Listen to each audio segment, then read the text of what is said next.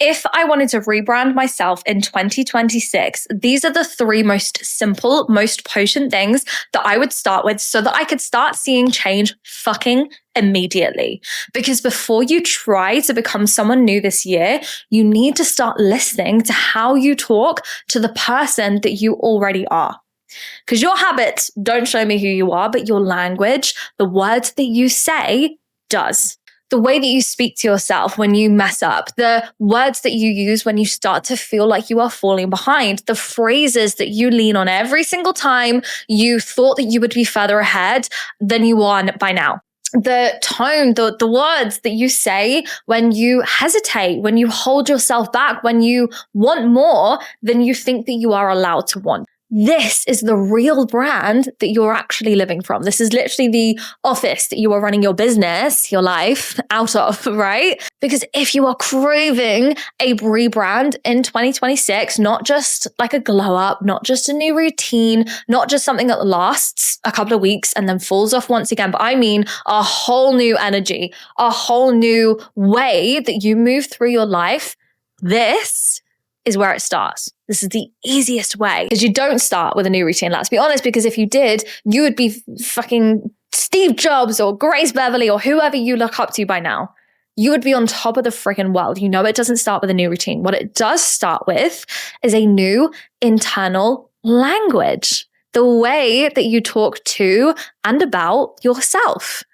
Because every identity, like this is what we're talking about. A rebrand is a new identity. The way that you see yourself, perceive yourself, your self-concept is your brand. And it doesn't start with the way other people see you. It starts with how you see yourself. So it starts with the conversations you are having in your head.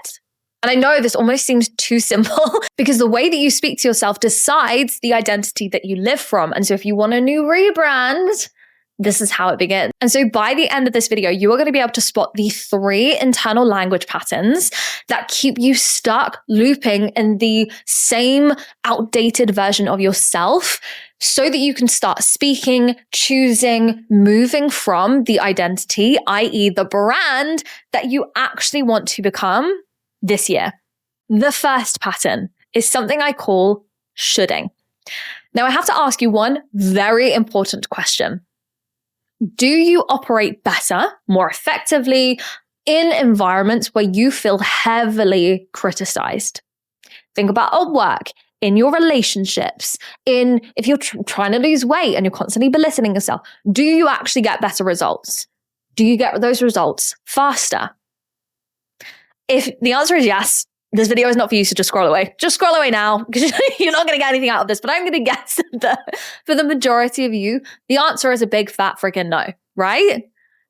Now, your brain, and therefore you, loves this word because it feels like we are just holding ourselves to a standard. So if we've said, I want a rebrand, I want new results, I want the life of my fucking dreams, I want more creativity, more confidence, more friendships, more money, more impact, this year, then I should be doing X, Y, Z. I should be at this point by this time. I should be doing more by now. I should be seeing more by now. And so your brain loves this because it makes us feel like we are holding ourselves to the standard that the goals we actually want require. But underneath that surface, you are saying something very different. And this is feeding, and this is giving feedback to your brain about that. When you live in that, when you live in shoulding, you are not choosing your life. You are obeying it. You are constantly responding to expectations, pressure, invisible standards, other people's timelines, past versions of yourself, like rules, voices, shit that you didn't even choose, stuff that was never yours to begin with. And so instead of moving through the world like the woman who rules, who is in control, and who, quite frankly, fucking loves her life, you end up moving like the woman who is trying constantly to catch up with it. And that energy is fucking exhausting because none of it ends up feeling like a choice. It feels like pressure, things that you have to do, things that you should do, right? And in that way, it constantly, the word constantly feels like criticism. it implies implicit criticism, which is why I open with that question, because we do not, especially as women, thrive better when we feel heavily criticized. But our brain fucking loves it. Because underneath what we say is ambition, is shooting for the stars, is holding ourselves to standards, is actually shame. And it's dressed as discipline, right? And what ends up happening when we operate from this, when we're constantly using those words, when we're constantly framing what we're doing in our everyday in that way, is that when, like I said, it's fucking exhausting, but you are actually saying, rather than I should, what you're actually saying is I am failing to be a version of myself. But what you're actually saying, every time you say should, what you are actually saying, and what I hear every time I hear this word, is that there is a version of me that I'm failing to be. This is the shame, right? And again, I talk about this in every single video because it is the thing you have to understand when we talk about rebranding. It's synonymous in my world to identity. And identity is the way that you see yourself. But what you also need to know is that your brain and your subconscious loves to protect what it knows. Remember that it operates 95% of your day. And that's why a lot of this feels like it's just these habits, these unconscious words that we use. And this is why with this video, I'm bringing it to your attention so that you can put yourself back in the driver's seat and go, hang on, 95% of subconscious. Thank you very much. But I've got this. I see you bringing that word back up again, but like, I want to try something different. Because what your brain wants, and its literal life's purpose in this way, is to protect you, it's to keep it safe. And so it thrives on having familiarity and safety through control. And so it will always strive to protect a version of you that it knows, even if that version of you is out of alignment, even if it's not what or who you actually want to be. And so every time you should yourself, this shame comes from the awareness that actually I'm not being the version of me that I want to be. But that word comes up because it's your brain trying to pull you back to like, okay, so let me take the reins and actually pull you back to the version of you that I know. And there becomes this disconnect. And should is right in the middle of the shame. And it shows you the shame of being in that valley of like, identity despair almost, is that I want to be this person. My brain is protecting this person. Therefore, I should be doing all of those things, but I'm not. There is a version of me that I'm not being, but I don't feel connected to this version of me. That is what should represents. That is why I strongly believe that she is a hella juicy word, and you need to watch out for her. Because when you speak to yourself like this, you're not speaking from power. You are speaking from pressure. You are speaking from guilt, from shame of belittling yourself, right? And so we know, and I talked about this in the very first video, that there are two types of motivation strategies that your brain will use. And this is, like I talked about, the stick and the carrot. We have away from strategies and towards strategies. And so when we talk about motivation, away from strategies work. Like they do work and they absolutely have their place. And shoulding is a very powerful away from strategy. It pushes you as that stick up your bum that goes, rather than I want this thing, it's like, well, I don't want this thing, which is perhaps the guilt, the shame, the things that lie on the other side of not achieving it. And so you should yourself to try to motivate yourself to achieve it by shaming yourself into doing the things, right? And that should is motivating, but it is only motivating for a little while. Because again, going back to that very first question, how long are you actually going to be able to operate from? How long are you actually going to be able to be productive, keep seeing results in environments where you are heavily fucking criticized? You're not going to be able to do it for long before you burn out, right? And so when we are shooting ourselves, we burn out very quickly, and that motivation doesn't last very long. It's because what your brain actually hears, and what I hear when we see these words, and what I want you to listen out for, is the layer underneath that word. Because what you're actually hearing is, I am behind, I am not doing enough, achieving enough, or therefore I am not enough yet. You are only valuable when you're doing more, when you're pushing, when you're burning yourself out, right? So you push, so you drive, so you keep doing more. Maybe you keep performing. But it's not actually going to last because it is not deep down truly aligned with who you are. It's not coming from a motivating place that allows you to feel really fucking good in the things that you are doing. So you're pushing, you're striving, you're performing, but you're never actually arriving. You're never actually achieving. And the identity, so the brand, the rebrand that you build from that kind of language, from shoulding, is always the same. Always. It's the woman who is almost there, the woman who is almost confident, who is almost proud, who is almost satisfied. It's always almost, but it's never enough. But my love, let me be really clear, this is not growth. This is a repetitive loop of guilt and of shame. And so this is where your rebrand begins, because a rebrand, remember, is not about performing. And this is what ends up happening when we should ourselves, when we've got that stick up of our bum, because it's not motivating you in a way that's actually going to last. A rebrand is about choosing differently.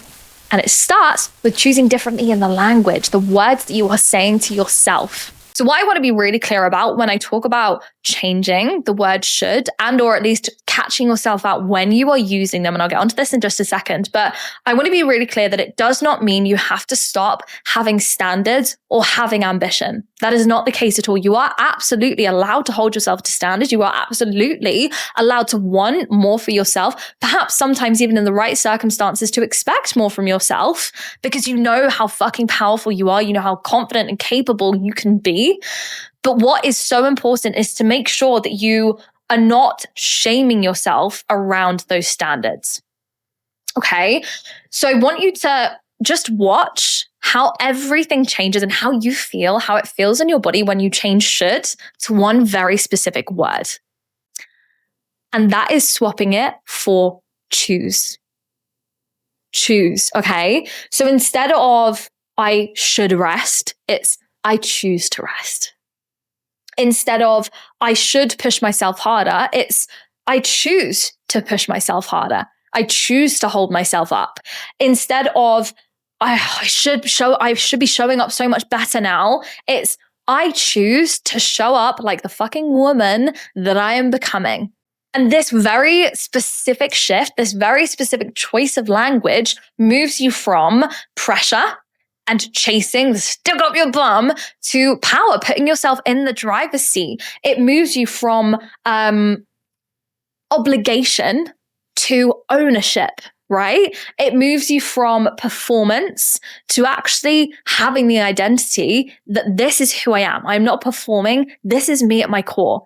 And it's not driven from shame. Can you see how this holds you up? It lifts you up. It elevates you rather than trying to force yourself. Because when you say choose, you stop reacting to expectations and you start actually acting from intention. Now, intention is so fucking sexy, right? Intention feels like, because it is, you taking control. It's you in the driver's seat. It's like, this is who I am. This is what I'm doing. Whereas pressure, we know is not sexy. It's not. And while it might feel like it to your brain because of all of the programs that it's embedded, everything that's been lapping up through your life where it felt like pressure meant that you were achieving.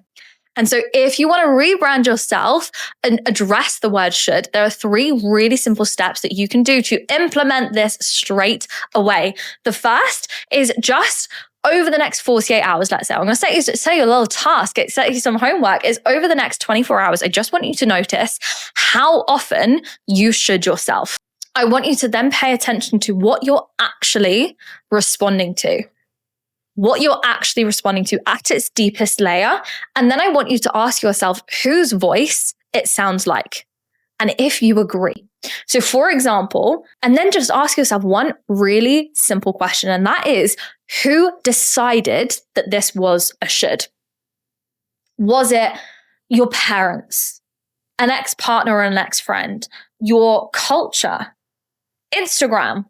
Was this an old version of you who was afraid to want more, who decided at some point that she was not allowed? Because I can friggin' guarantee that most of your shoulds are not even yours. And when you start to spot these, it will blow your mind. You will start to spot how regularly you do it. And of course, awareness is so powerful for catching yourself in the moment and then deciding to use another word.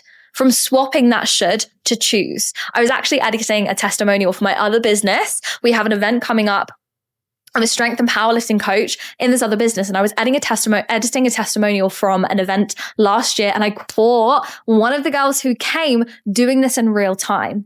And it's so insane because once you spot it, you can't unsee it. Like literally, it's so powerful. And then you can choose to replace that word with choose. No. Oh, I see it. Oh, I spotted it coming up there. Do I agree with that? No. Where did that come from? Well, it wasn't fucking me. So I choose to keep acting in alignment with the woman that I'm becoming.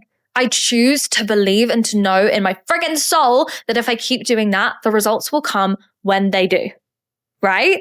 How powerful. And when you do this, you start operating again from ownership. And ownership is freaking magnetic. Ownership is what will achieve the rebrand of your friggin' dreams in 2026. I will be when. This, again, sounds like ambition. And this is where it becomes really sneaky because it sounds logical. It sounds like you are the voice of reason, right? Especially when we are looking at goals that are more time frame oriented. I want to lose weight. I want to achieve a set amount of money. I want to push my strength in the gym. These things are very easy to bubble wrap with logic when they are actually holding you back, because this phrase, I will be when, is postponing your life. It's literally keeping you stuck in what we call waiting mode. Maybe it's, I will be confident when I lose weight. I will be happy when I hit this goal. I will relax when this is over. I will start showing up when I feel ready or when I feel more confident. I will enjoy life when this is done. I will feel like a proper business owner when I hit this certain level of income, right? Can you see how every single bit of this language puts your life on hold? It stops the things that you actually want coming in, because this is a paradox. It is a very potent paradox. And I talk about this very similarly to how I talk about confidence. That confidence often is framed as the thing that we get almost as a reward at the end of taking the action. I will feel confident when I hit this PB in the gym, when I hit this PB milestone in my income. I will feel confident when I hit this number of followers or subscribers on my YouTube. But the irony and the paradox is you have to approach what you need to do to get there with confidence to actually feel the confidence at the end, right? Confidence is not the output. It is not the badge of honor. It is not the reward at the end. It's actually the thing you have to show up with. It's the thing that you have to input in order to get those results in the first place. And this phrase of I will be when is exactly the same, because it keeps you looping and stuck rather than actually taking action, because you are pedestaling that end result or that feeling on being on the other side of achieving X thing. Are you with me? So that language teaches you a very dangerous thing, and that is that my power, my results, my insert thing lives in the future, that it is not something I currently have. And this is exactly what is capping you from truly rebranding, because you see all of the things that are going to be associated with your rebrand as the thing that you get on the other side of rebranding, rather than the thing that you need to input to actually get the rebrand. Do you see what I mean? And so you always stay in preparation mode. You always stay working on yourself. You always are upgrading. You are always becoming, but never quite being. And so you end up with this weird feeling of like having achieved little things, little itch scratches, like little dopamine hits of goals, but you still don't feel like the main character in your fucking life. I want to rebrand myself in 2026. I want to be a new person. I want to be a more confident version of myself, a more strong person who speaks up for herself. I want to take up more space in 2026. And yet you are using this phrase, I will be confident. I will take up space. I will be that version of myself. When? Even if you don't realize that you're doing it, right? Do you see how that is exactly the thing and the phrase that is keeping you from not actually getting those things in the first place? And so what I want you to do is, instead of saying, I will be when, I want you to start saying, I'm practicing being her now, because there is also a big reality that your brain will put up guards and ickiness around I am when it doesn't actually believe that you are that person. And again, this is a big topic that I talked about in the last 2 videos around identity. And it's a really important thing to understand. But if that starts creating friction, start using the word practicing. And again, embrace it, being in the process, falling in love with being, or becoming, I should say, falling in love with becoming, because this is how, again, we do things that are not perfect. Imperfect action will always top perfect action, because it removes the need to wait. It removes expectations. It removes pedestaling. So rather than doing things perfectly or loudly or anything like that creates stickiness, do it fucking deliberately. Putting you back in the driver's seat with a choice, doing it intentionally, because maybe you dress like her sometimes. Maybe you speak like her sometimes, as you're going to do at the end of this video, right? Maybe you make decisions like her sometimes. This is how we create identity shifts, i.e. rebrands, through rehearsal. And this is how we start getting evidence that you are actually becoming her, not that I will be her when I am becoming her. And it's because I'm doing the things like her. And rather than waiting for permission, rather than waiting for something to come out of thin air or this arrival, this magical arrival to suddenly appear, it's through embodiment. Not I will be when, but I am practicing becoming her. How much better does that feel? Right? And I want you to notice in your body, as I am saying those words, I want you to repeat this back to me. Not I will be when, but I am practicing becoming her, and feel that sense of groundedness of knowing rather than the shame, the pressure, the waiting. Amazing. Because this creates an identity of a woman who is preparing, who is always there. And the third pattern, I am just the type of person who. This one feels so casual. It feels so throwaway. It feels so easy to say, right? We've all done this. You've probably done this today if you actually think back on it. But this is lethal to your evolution. And I'll tell you why. I am just not disciplined. I have always been bad with money. I've always been irresponsible with money. I am just not a confident person. I'm not a loud person. This is just how I am. This is just how I am, right? This turns habits into personalities, i.e. identities. Branding. It is literally like someone has stuck a hot poker in a fire and shoved it onto your bum and burned it into your skin, right? But you know it's not actually true, but then it ends up feeling permanent because it's been repeated, it's been rehearsed for so long. But instead of thinking, this is something that I do sometimes, and maybe it's in response to very specific situations or people or energies, it ends up becoming that this is who I am. And you start believing that this is who you are. But is it? And is it who you actually want to be? Because the same way that you have rehearsed yourself into believing this about who you are is exactly how you're going to undo it in the same way to believe that you are the person you want to be.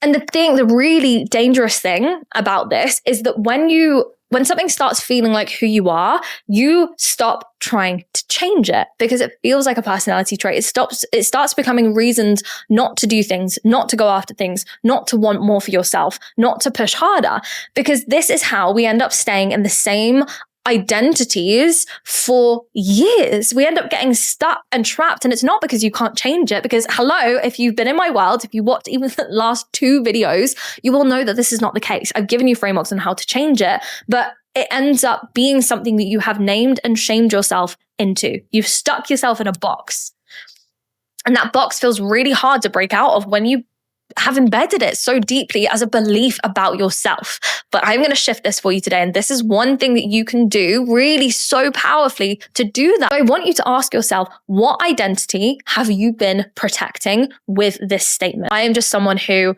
procrastinates. I am just someone who finds it really hard to follow through. I'm just someone who finds it so hard to rest without feeling lazy. What identity are you protecting? Really important way to think about this is, what are the things that you lean on when stuff starts to get hard? So for example, I am good, but I'm not the best. Or I am the logical one. I'm just the voice of reason rather than a dreamer. And it keeps you capped because you keep using logic to justify either an action or big action, because it feels scary. It feels like a threat, right? These are not phrases. You are not just someone who, this is an identity anchor. It is something you are using to keep yourself capped where you currently are. It's something that you are holding on to because it feels safe and it feels familiar, even if it's not where you want to be. How many times are you going to hear me say that through these? But what I need you to do and what you can do to start shifting this is swap out the I am the kind of person who for I am becoming someone who. Can you start to see a little bit of a pattern with all of these? But I am becoming someone who, because what this does is it stops your identity being framed as a box, something that you are stuck in and shoved in, and it starts keeping and allowing your identity to be fluid, something that is ever changing and ever growing. It gives you space to evolve without the pressure, right? Because the woman that you are becoming, the rebrand that you want to achieve this year isn't a label, it's a direction. Right? And can you see how the former, I am the kind of person who is a label, is a box that you're shoved into, versus I am someone who is becoming, feels like this free, stretchy thing, this roadmap, this road or a timeline that is just never ending. It's a constant evolution. It's flowy, it's floaty, it's free, right? I'm a visual person. I am a feels galley. So if you are the same, I'm sure this will really resonate, but it gives you direction. So if you want a real rebrand in 2026, you need to stop framing it as changing your routines, forcing yourself or boxing yourself in more. And you need to look at how you can start opening up these closed loops and create open-ended ones. And this starts by changing the way that you speak to yourself while you are becoming. Stop defending old identities. Stop capping yourself and pressuring yourself through shoulding and placing expectations on yourself that never even belonged to you in the first place. And stop saying that you are something that you are not. Okay? Because your internal language is literally your identity in training. This is how we've wired it in the first place, but it's also how we unwire and create a much sexier rebrand. So drop the shoulds and start saying, I choose. Stop waiting to arrive and embrace being in the process. Stop turning habits into personality traits and embrace that you are in the process of becoming a different version of yourself. This is how you stop repeating the same year that you had last year, even if you've turned up the dial and the spiciness on your goals and how much you actually want it because you are so done with having the repeat. This is the actual tangible shifts that you can integrate. And it starts with these 3 so powerful language changes so that you can step into a new era of yourself. So I hope you have loved this video. As always, if you have loved, subscribe for more of this content. Make sure to like, share it with someone who needs to hear this, who you have spotted patterns, maybe yourself from, just by listening. And I guarantee you, if you can implement these 3 things in your life, maybe even paying attention in just conversations that you're having with your friends, with your family, you will see how lethal these become, how much these just imposed ceilings and boxes that don't have any place there for the people that truly want to grow themselves, change themselves in a way that lasts this year. So I want you to comment what you are committing to, which language shift you have spotted the most, which pattern you feel is damaging your rebrand the most, and what you are committing to changing and shifting instead. I will see you in the next video.